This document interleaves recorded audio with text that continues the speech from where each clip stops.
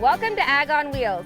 Today, this guy, Farmer Dan, is taking over my show. And we are in where? Perryton, Texas, God's country. I think all of Texas might be God's country. But today we're gonna learn about wheat, grain sorghum, AKA Milo, and everything that Dan does to get the word of agriculture out there. So join us, or should I say, join Dan, as he takes you around town.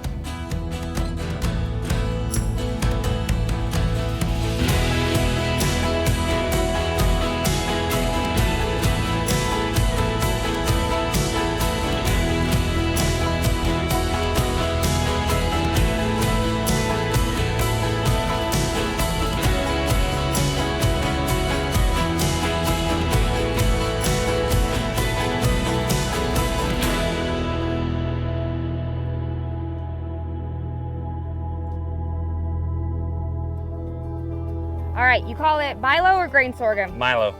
He calls it Milo. What makes a good yield for Milo? Well, rain for one. We use a no-till practice on our Milo. We won't touch the ground for over a year and just use chemicals to control the weeds. And we will plant Milo straight into that. Helps with keeping moisture in the soil and a lot of faith, really, and fertilizer. You use that word that no one likes, chemicals. We use just enough to control the weeds. There's more water in every sprayer that you see compared to chemical. I mean, for every 800 gallons, you're talking maybe 7 gallons of chemical. Good, thank you for clearing that up. So for all those of you at home who want to know how many chemicals are actually being used, it's really not that much. That's right. So farmers aren't here to hurt you, they're here to help feed you and clothe you. All right, Dan, so what happens after all this is harvested? We'll let this ground sit till next year, then we'll summer fallow it, which means just plow it every now and then, keep the weeds down, and we will plant wheat into it September and start the cycle over again, cut wheat in the next fall, or summer really of 21, and then plant Milo on it in summer of 22. So what's the purpose of doing that? Is it for soil health or? Soil health, nutrients. Each plant helps the other plant out and what it gives back to the soil.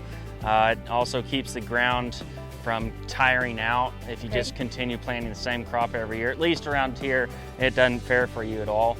And it's more efficient for us. I'd love to run every year, same crop, and just do corn and beans, but it's just not doable.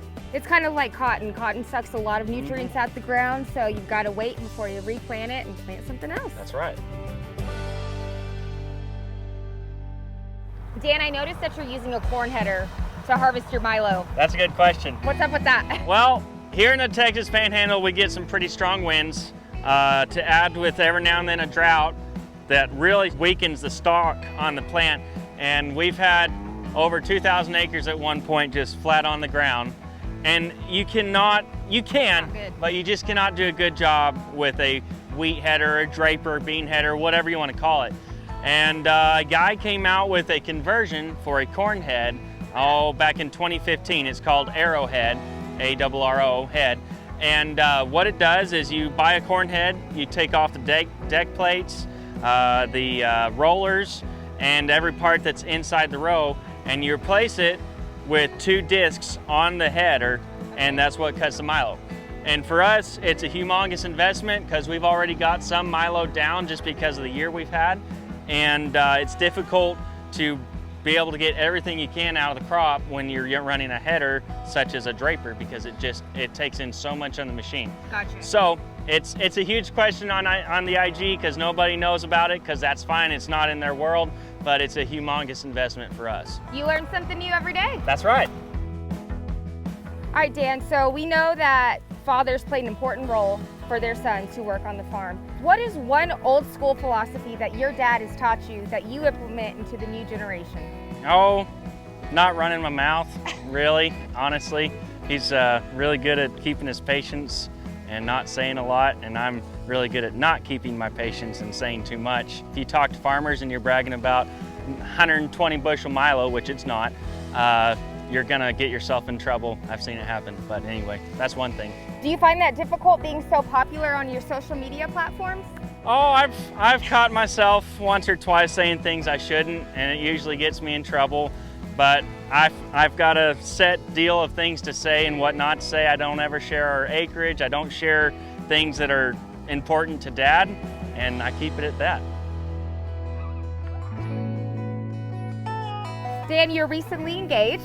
Congratulations. Thank you. To a beautiful fiance, Elise. That's right. What are y'all's plans later on? Is she really involved on the farm? She will be. She's afraid to run anything, but I think she'll be a really good grain cart operator, combine operator, truck driver, anything she wants to do. Our hopes and dreams are to build a house somewhere around this section, honestly, and start farming. We're gonna have lots of goats. I'll have all the land, she can have all the goats. And yeah, I'm excited. It's a big step. You have to be an adult. I don't really like that much, but you have to do it and move on with life, but we're excited. Well, that is absolutely awesome. And just so you know, Elise, if I can drive a grain cart, you can too, because I'm the world's worst driver. We all know that.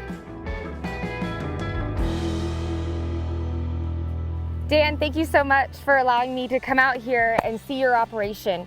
If there's one thing that you could tell a younger generational farmer, what would your one piece of advice be? It's a good back question.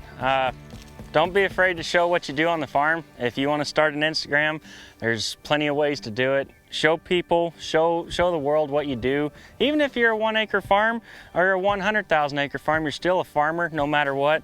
It's really easy to compare yourselves to others, but when it comes down to it, I think anyone who works the ground and raises something is a farmer. Amen. Well, join me next time on Ag on Wheels. Who knows where I'll end up next?